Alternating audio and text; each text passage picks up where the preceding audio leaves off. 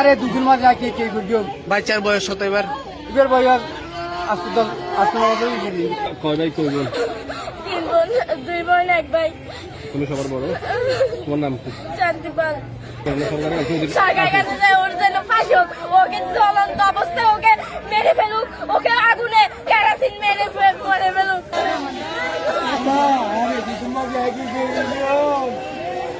যারা হত্যা করি আর ঘরে তেরার বিশ্বাস চাই ফাঁসি চাই।